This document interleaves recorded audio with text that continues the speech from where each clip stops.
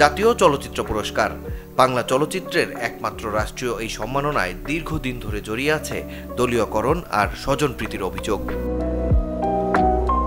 বৈষম্যহীন ছাত্র আন্দোলনে অনেক পরিবর্তনের সাথে সিনেমা সংশ্লিষ্টদের প্রত্যাশা জাতীয় চলচ্চিত্র পুরস্কারেও আসবে পরিবর্তন। দলীয়করণ কিংবা স্বজনপ্রীতিতে নয়, মেধার বিচারে শিল্পীদের হাতে উঠবে এবারের সম্মাননা। গত কয়েক বছরে আমরা যেটা দেখছি সেটা আসলে যারা সঠিক চলচ্চিত্র বানায়ও সেই পুরস্কারটা পায়নি, পরিচালক পায়নি বা কোনো টেকনিশিয়ান পায়নি বা শিল্পীরাও পায়নি। সেখানে স্বজনপ্রীতি করে বিভিন্নভাবে তাদেরকে দেওয়া হয়েছে, অথচ সেটা তার পাওয়ার কথা না।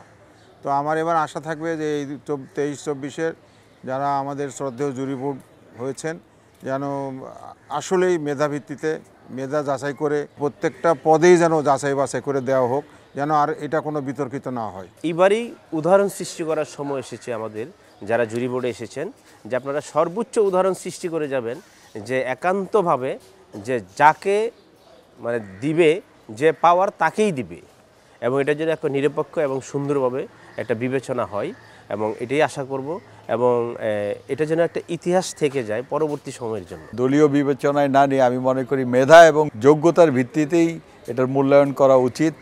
আমি মনে করি ওনারা করবেন, এটা তাদের কাছ থেকে আমি প্রত্যাশা করি। নির্মাতাদের সাথে একমত অভিনয় শিল্পীরাও।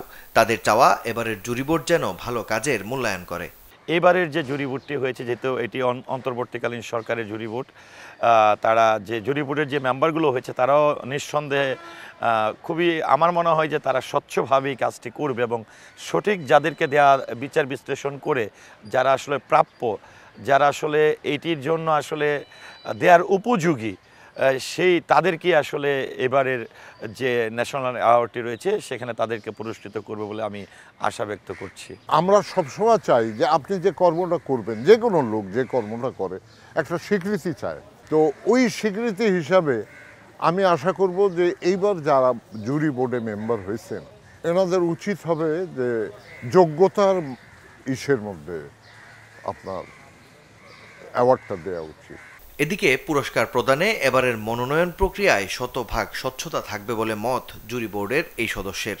আমি তো অবশ্যই চেষ্টা করব, এবং ফ্র্যাঙ্কলি স্পিকিং একেবারে যেটা আমার ধারণায়, আমার বিচারে আমি যেটাকে মনে করব প্রাসঙ্গিক, যে এর জন্য উপযুক্ত, সেখানেই আমি আমার বিশ্লেষণটা আমি তুলে ধরব।